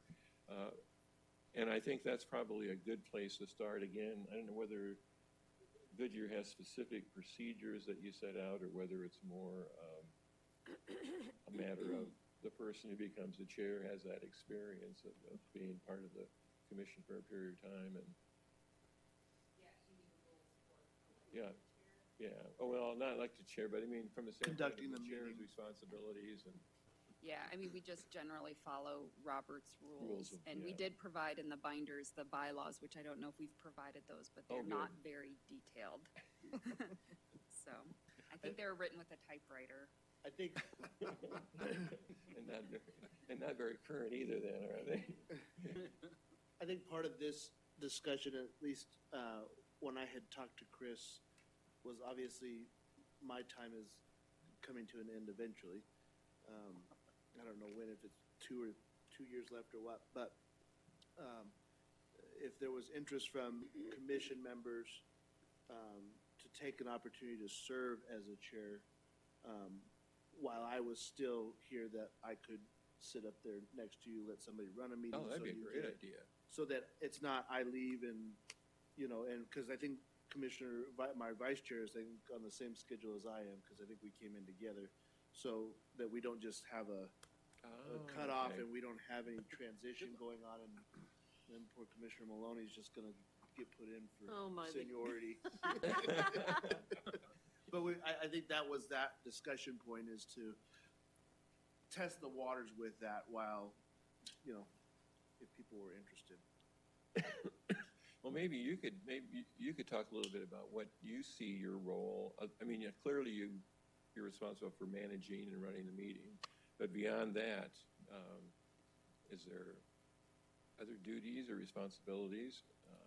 So I spend a lot of time in the public arena and public meetings out the legislature and all that. So that's where a lot of my experience comes from. And so I know Robert's rules fairly well. I'm not a parliamentarian by any means, but It's something you just kind of get the hang of, and I think that it goes back to one of those previous slides. You know, the way I look at it is, one, I have a great deal of faith in the staff, and if I do have questions, I ask them, and I set up some things ahead of time with Katie and Chris, and I tell them, hey, if we have an agenda item that we know, you're getting really pinged on, let me know ahead of time, so I know what we're kind of dealing with and what the questions are going to be, to kind of prepare for that those last 2 bullet points. The only other thing really is, I try to, keep the meeting moving along, and it goes back to respecting of everybody. That helps a lot. If you command this respect as the chairman, Yeah, oh, yes. it will tamp down the emotions. You can really do a lot that way. But I mean, it's not. They give you a script. That's what I sign. I'm not signing anything. I keep notes to help Allison over there, but it's not that difficult. Do you set time limits as far as discussion, or do you have an issue with people going on? We set time limits, and that's already prepared ahead of time for the public part, where they have 3 minutes, 10 minutes for presentation as far as the staff and the applicant, and then 3 minutes after that. Okay. We've never had as a commission, we've never gotten into something where, maybe I felt like we needed to start ratcheting down, or, hey, we've made that point 3 times. Like, we've never been in that scenario. In whatever Where did they come up with the 3 minutes for speakers? Is that something that's the open meeting laws or something? Or? No, I think that's kind of set by us. Just I mean, we can. We follow city council. Yeah. Okay. Honestly, I don't know where council came up with it, but my guess it's kind of a court-tested standard. I think a lot of cities use a 3-minute, yeah. I've seen 3 minutes used in a lot of different settings, Yeah. legislatively and all that, depending on if they want it. Now, I do take prerogative as the chairman, and I think this is just, I take it as kind of a gut feeling sometimes if I feel like the 3 minutes isn't enough, or, something like that, or questions kind of did, I think that you can use that prerogative there, but for the most part, I don't think we've ever had anybody that felt like the 3 minutes wasn't long enough, or they didn't get their point across. Well, okay. I spent 3 years on an HOA board, and we used 3 minutes too, and there were a lot of people that said, I'm a resident, I can speak as damn well long as I want to. And you kind of shut them up. Then you finally had to call security. There are some people like that. A few people out there. The closer you get to the ground on politics, the harder it is. Do you limit, say for instance, you have a zoning case and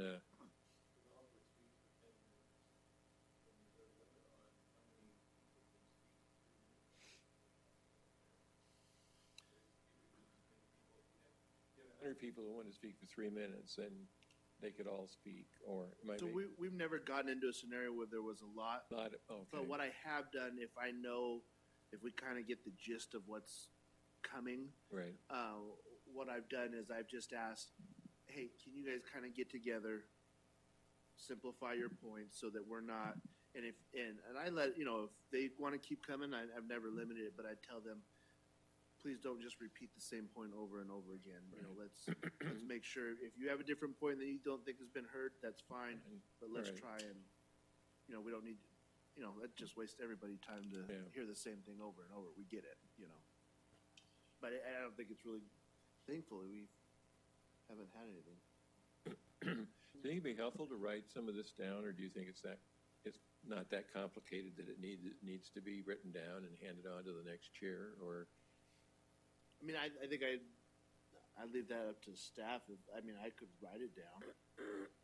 It's up to, I could pass along the notebook. Yeah, does staff have kind of a basic training with the new chair, or is it more a matter of maybe Patrick meeting with the next chair and explaining something? I missed a meeting, and then the next one, they handed me the gavel. That's how that happened. Oh, is that how it? That's what happens when you miss the meeting. Yeah, you're right.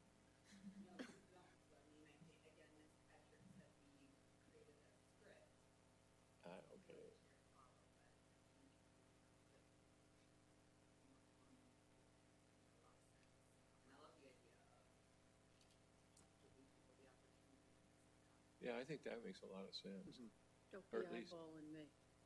Or at least anyone who might be interested. in Yeah, running- interested. Yeah, you don't have to, just if you're interested. Yeah, yeah, no, it would be.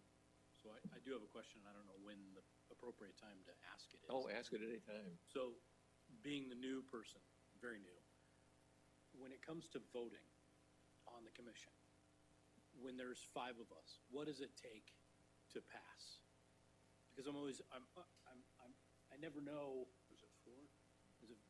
It's four, Correct. per our 4. bylaws, you Okay. have to have 4 votes, so it's not just a majority, it's a majority of the commission, not, But a Who's minimum present. of 4 to pass.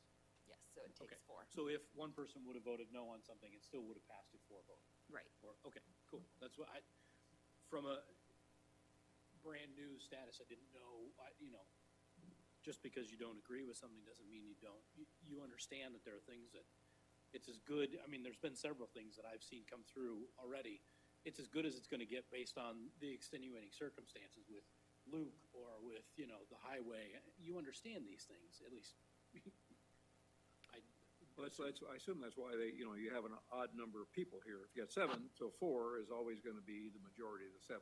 So Right. you can get 3 who, Well, when there's a case when there's 5, my concern was if I said no to something, Yes. would it pass? Yeah. Because absolutely agree with Yeah. you, the odds, and that makes perfect sense. But being apprehensive to vote no on something because there's only 5 and not knowing that ahead of time, that's why. Now, keep in mind that there are certain things that, very few things actually, that once we give it an okay, then they're done. A lot of that stuff still goes to city council, and basically all as it is here's our recommendation. So if it would have been a vote where it was 3-2, the recommendation of the commission is not to approve. Right. And here was the vote, and then they still could And do what they want. do what they Right. want. Right, because we're just recommending Right. to them, which Right. makes that even more sense. And just so you know, too, per our bylaws, it does say if it fails to prove, that means it's a recommendation of denial. But at that time, too, the applicant has the chance to request the commission to continue their item. So say it was 3-2, they at that time, per bylaws, could request, could you continue my item to the next month? Hopefully to give them an opportunity to address the things that are causing commissioners concern, and then they could come back to the next commission meeting with a fresh approach possibly, and then maybe get their recommendation of approval. So then, one of the other things you addressed tonight was making sure that you justify your vote, so that the city council specifically can understand the reasoning behind it. Are those then communicated to the city council? The limited amount of city council meetings I have been to, I don't know that I noticed if that took place. So does that happen? Yes, if we receive it. I think there have been a couple instances where staff hasn't had done a good job trying to pull that out of the commissioners, where there's been some votes where one person has not voted for approval, but we haven't gotten that statement of why. Sometimes we can infer it from the discussion, and we do provide a synopsis of the discussion in the staff report. And then council also has access to the minutes and the videos. And I do know that if there is something that comes to them with not a unanimous vote, they will go and watch the video. Several of them will, to kind of see what was the discussion, what was going on. But I think that is somewhere we can improve of getting that finding of what was the reason for denial. And again, if no other reason, is sometimes the applicant is willing to work with us on it. Yeah. So they might be able to go to council saying, hey, we're coming to you with a 4-1 vote, but the one vote was because of this, and we went ahead and addressed it. Proactively. Yeah. Thank you. And typically, from the chairman's perspective, I just kind of do the unanimous deal if I feel like we're all on the same page, right? There wasn't a lot of questions, and that's why, all in favor, aye, little nay. We have, though, on those controversial issues, gone to an individual vote, which then Like a roll call. the roll I got call you. vote. Yeah, So yeah. the secretary would go through, and then I would be last on that vote. And that is a point where obviously you could bring up, why you're for or against. And at any time, if even we do the unanimous vote, you can ask to explain your vote, and Right. I'd be Well, and happy you to also entertain ask that. if there's any comments Right. beforehand, so Right. that makes it helpful. I understand now the point of those comments. If I'm going to dissent, whatever that is, Yeah. then you have that opportunity to discuss that, and at least then they have that understanding of why. I also think that as a commissioner, part of our duty, while staff, tries their best to give that to city council, I don't think that I've done it several times, that I have put my opinion in writing to the city council saying, here's why I voted the way and why I think, this should go this way. And when I've dissented on different votes. The only thing that I ask when to be aware of is to include staff, the planning staff that you have alerted city council about your opinion. But I think you have every right to, and you should too. I mean, that's part of your roles and responsibility is if you feel strongly, you should carry your message to the council. Makes sense. Thank you. Yeah. Appreciate it. Yeah, you're in essence doing some of the work for the council. And Sure. I know when I worked in Phoenix, nothing went to the council unless everything was worked out by the planning commission in advance. And sometimes that got a little difficult, but they didn't want to have to deal with any kind of controversy, particularly having to do with zoning or land use issues. So. And as we've said, with speakers that come to these meetings, and they may not agree that what our vote was, they still have the opportunity then to show up at the council meeting Absolutely. to voice their same opinion. Sure. And I will say too, from a staff's perspective, it is always helpful for us to hear what your concerns Right. are, because, I mean, one, we can notice patterns, and maybe it causes us to ask if we should update some of our guidelines or our codes, to come into conformance with, commission direction, and it helps us advise the customers that, hey, you're gonna get, they always wanna know, what are they gonna get asked? And, we can tell them, hey, this question may come up, and then they can come prepared with an answer you wanna hear, so they can address your concerns. But I'm assuming that most of the time, the commission agrees with staff recommendation. So you don't even, I guess basically all you have to say that we are recommending approval of the staff recommendation, or whatever. That's your Although I saw the one rationale. time prior to me, one month before I got on, which was January, for the apartment complex out off Indian School in Falcon. Oh, yeah. They chose to vote how the planning department had done it without any amendments from the commission. You all had added a couple of Yes. Yeah, and then the city stipulations. council pulled it out. That's their right, but I mean, I like his earlier slide, our job is to listen to the public. And we're kind of that advisory council, and at that point in time, I know that, I can't remember the commissioner's name now, but she felt very strongly about those, and so we put the additional ones on. We've done that before. We've also asked staff to go back and look at, traffic studies is always a big one that. Well, that apartment complex, there's a traffic study being asked of at that Falcon. and That Indian Falcon. School. Well, of course, It was that's coming right. down the pipeline. Yeah, that would have been later Right. on, I guess, and that's how things work in the planning and zoning, that you get something approved, and then they do all the traffic studies. They do this study, which I didn't know that's all done in later, but now I do know.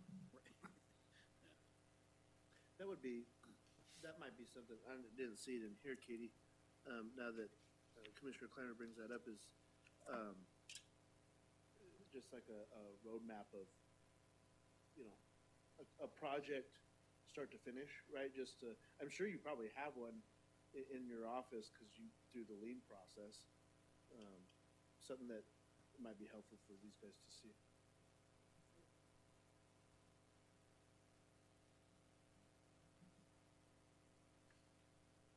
Any other questions about the chairing of commission meeting? And I guess you've got it on your list now to have other commission members work with Patrick and get some experience. It's a great idea, I think.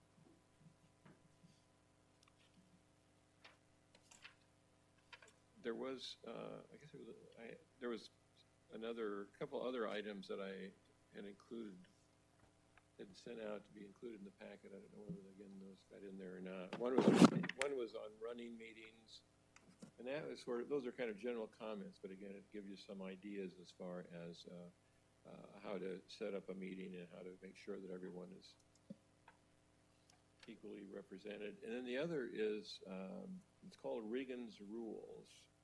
And this was actually prepared by a former member of the Phoenix Planning Commission. And that was a number of years ago. But again, it's basically 39 rules. And hopefully you'll get, I don't know whether they got these. Did you get these? Okay, good. These are kind of interesting and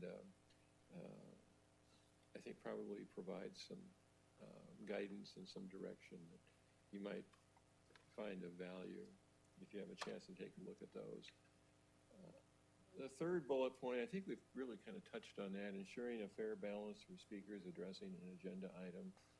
Certainly the time limit is critical, because I think that's what we most often hear people complain about, was that, well, they gave the developer 30 minutes and they only gave the neighborhoods 20 minutes. So it's again, really important that there is that approach to allowing people to speak.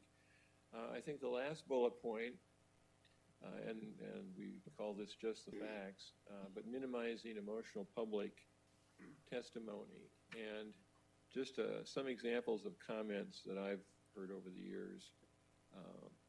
First of all, people who live in apartments are transient, which means they aren't committed to the community. And I always say that's the code word for the renters are the wrong type of people. And I've actually heard people say that sometimes. The development will increase the number of cars on my street. Hear that a lot. The development will impact the value of my property, another one we hear a lot. And then potential issues with noise and lighting, and that is most frequently where you have a large parking lot or where you have some kind of retail or employment uses. And I don't know whether you have some thoughts on how you respond to some of those kinds of comments. I know as a staff, when we were at a meeting, we would hear the one about people who live in apartments or transients, and not necessarily the kind of people we want in our community. We always say somebody should ask that speaker if they ever lived in an apartment. And then also you probably 90 to 95% of the people who get up and speak, who may be living in a single family home today, at some point in their life they lived in an apartment. So some of the arguments are somewhat ridiculous. But any thoughts on, I don't know whether I'm asking the right question, but I think, and maybe you haven't found yourself in those kinds of situations. For the most part, I mean, I've heard some of them. I've heard about, this project, maybe it belongs over in Avondale or something like that. On some of those apartment complexes, but I think our rule of thumb that we've used and has worked very well is we take the public testimony, but as far as commission members, we don't interact. We let them say whatever they're going to say what they need to say. There's been a couple times that I've asked them to stick to facts, right? But for the most part, I think it's worked well for us that we don't engage back with them as far as, unless it's maybe a clarifying point of we don't understand your fact or your point. But I think that's been our kind of rule of thumb, and I think it's worked well for us that way. We don't get caught in any crossfires. That's a good approach. And as long as they have the time limit, then I guess they could whine for 3 minutes and then they have to sit down. Exactly. Yeah. But it also gives them the ability to feel heard. Yeah, they feel heard. And then I think the only time we've engaged is if we weren't clear on what their point was. Right. Can you further explain? You follow up and ask them what they're getting at. Oh, okay. Oh, good.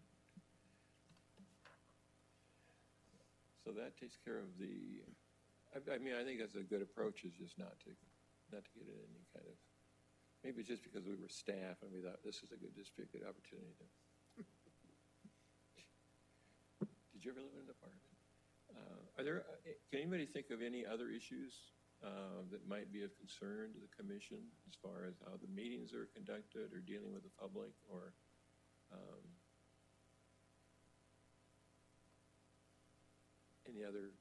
any questions? I mean, I'm basically finished with the presentation. We want to try and limit it to about an hour, and I think we're probably a little bit less than an hour, but unless there are other questions, I would suggest that if you have other issues and you'd like to have someone from either Urban Land Institute or the American Planning Association come back and talk some more, go into a little bit more depth as far as the roles of the the role of the Planning Commission. Any questions about the role of the Planning Commission? I mean, you all seem to be fairly well adjusted. One thing, just now that you're here and staff, I know I've talked to Katie and Chris about it, but maybe you know, your experience in multiple cities and county organizations, I always ask them, as we look at the streamlining process, and I know that we're going to have to get council to come along with this, but I think that there probably are more things that Planning and Zoning Commission can be the final approval for and not have to go all the way through council. But I understand there's probably a power struggle there. My thought process is helping the customer not have to drop through so many hoops, especially when, you know, some of these, it's, you know, there's no question, it's a no-brainer, and yet they're having to attend another meeting that, does it really make sense? Mm-hmm. So I don't know if you have insight on that, and that's not necessary for us, but it's a discussion I've had with staff about, you know, as quick as, you know, we need to put these projects online, that there's probably doesn't need to be a two-step process all the time. Not everything. Well, does the commission, or excuse me, does the council use a consent agenda? They do, yeah. Yes. Yeah. Yes, they do, but they pretty much only final plats go on the consent agenda. Yeah. So they hear all preliminary plat cases. They get a full presentation on preliminary plats. And then, like, all use permits, so cell tower use permit, we hold a public hearing Yeah, at. 'cause I was going to say, a lot of communities have a consent agenda, and they also have zoning cases. If they're non-controversial zoning cases, those go on consent, and that theoretically, you know, the applicant wouldn't have to. They probably go just to see what happens, but they wouldn't have to go to the meeting unless they're, like in Phoenix, they have the consent agenda, and if a council person wants to have a discussion, then they pull an item off the consent agenda, and then they schedule it for public hearing. But if it's on the consent agenda, then they just have a vote, and, you know, they'll approve, you know, 30 or 40 items on consent, and I don't know whether your council is kind of ready to give up that level of review or not. We should use Christian, and that'll be his first launch. Bridge the gap. Right under the bus. Jeez. Yeah, Tough crowd. I'm sure that in a smaller community, as I mentioned, I live in Chandler, and I think the council approves everything. I mean, there's just that level of interest that they want to. I think they want to see what's coming through the process, but I think they also want to have the opportunity to comment, and then feel like they're doing something important. Does the public want the approval to come from a group of people who are paid to do it, as opposed to somebody that's not getting paid? Well, you know, there's a lot. Well, the council has to approve just about everything, so that's why they've gone to the. That's why Phoenix has gone to the consent agenda, because they actually approve it, but it's, you know, a pretty speedy process. So that's probably the. Sounds like the volume is a lot higher with Phoenix as well. What? Doing 30 or 40 at a time. The volume of Oh yeah, that's a whole. Well, the planning commission also has a consent agenda. Okay. So they at the beginning of their. They used to have, and maybe they still do. They used to have two meetings. They'd have a 4 o'clock meeting, and then they would have an evening meeting. And on either one of those, then they would have consent agenda. And if an item was non-controversial, then or if it had been heard before and then it had to, they had some issues to resolve, they would go on their consent calendar and be approved that way. But again, there was the volume of cases, and then they also had a planning hearing officer. And a planning hearing officer typically dealt with modifications to, say, for instance, if a zoning case, it was approved and the site plan was approved and the developer wants to modify the site plan, then they would go to the zoning hearing officer, and the hearing officer could approve it or disapprove it, or approve it or not approve it, or make some changes. But that still had to go to the city council for final approval, but that would be on consent. So it sounds like you're pretty busy here, so this may be your opportunity then. That's my thought. At the council. So other questions or comments? Other topics that maybe weren't covered, but you'd like to have covered, and we could have someone come back again for an hour or whatever. You're all happy with the world in Goodyear. That's good. Oh, I came in tonight, and on the west side of Litchfield Road, there was this huge structure with lights on top or something. Or maybe I was just hallucinating. West side of Litchfield. South of the freeway, between the freeway and Van Buren. Yeah, Cancer Treatment Center. Oh, is that where it's at? I guess I've gone by during the day and just never paid any attention, but at night it really lights on there. So I was supposed to be in Phoenix, Oh, I know. Yeah, you wouldn't know. It's. Oh. They were about being in Phoenix. Well, the commercial says located in Phoenix. Close enough. Yeah. And so anything else? If not, I will. Thank you very much. Yeah, appreciate it. Thank you. Thank you. No, thank you for the invite. And again, if there's anything else we can come out and talk about, let us know. Appreciate it. To do that. Thank you. On to staff communication. Do you have anything, Katie? Thank you. I do not. I apologize for not having the council actions on your last items. I did not think of getting that prepared since Christopher's the one who usually does that. We'll get that for you next time. Perfect. The next Planning and Zoning Commission meeting will be held on November 6, 2019 at 6 p.m. at the Goodyear Municipal Court and Council Chambers. There being no further business, this meeting is adjourned. Thank you, guys. Appreciate you.